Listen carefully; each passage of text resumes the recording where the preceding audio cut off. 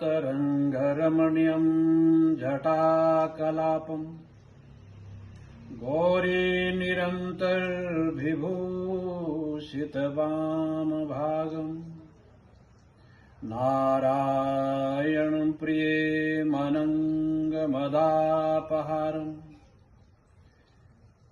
वाराणसीं पुरपतिं भजे विश्वनाथम्।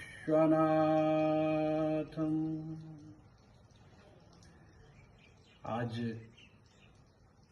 श्रावण मास के इस पवित्र पर्व पर बस केवल 2 संदेश देना चाहता हूं शिव भक्तों के लिए, जो उनके लिए अति आवश्यक है। पहला संदेश तो यह है कि जो भगवान शिवलिंग पर हम अभिषेक करते हैं तो उस अभिषेक के जल को पीठ से बाहर निकलते हुए पराशन नहीं करें, आचमन नहीं करें।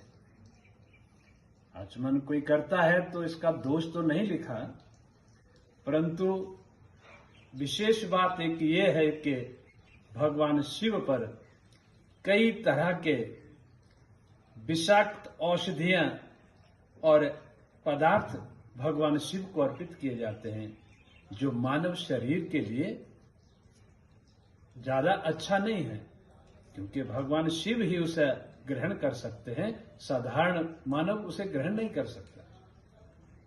दूसरा कि भगवान शिव के शिवलिंग की पूजा किस दिशा से होनी चाहिए।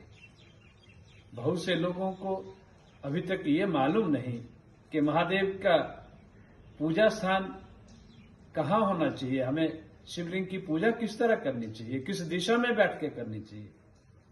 तो सबसे पहला तो ये है कि हमारा जो आसन है, हमारा जो स्थान है, वह शिवलिंग के दक्षिण की दिशा को होना चाहिए और हमारा मुख उत्तर की ओर होना चाहिए।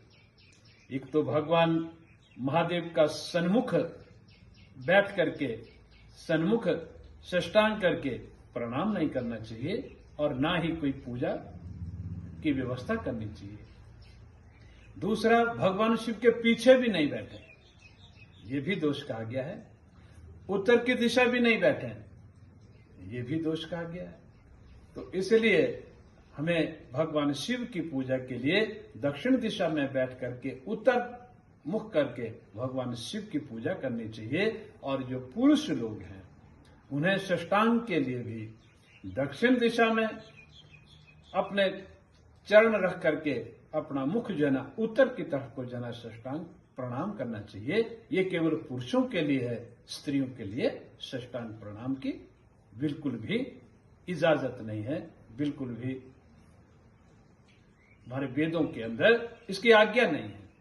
भगवान शिव के शिवलिंग का अभिषेक जल प्राशन नहीं करें, आचमन नहीं करें तो उसका क्या करें। अभिषेक के जल का आप अपने दक्षिण हाथ पे जो है ना, उसे लेकर अपने मस्तक पर पहले लगाएं, फिर अपने दोनों नेत्रों को बंद करके नेत्रों के बाहर लगाएं, दोनों भुजाओं पे उसका स्पर्श कर लें और इसी स्पर्श मात्र से आपके फल की जो प्राप्ति है वो निश्चित है। हर हर महादेव।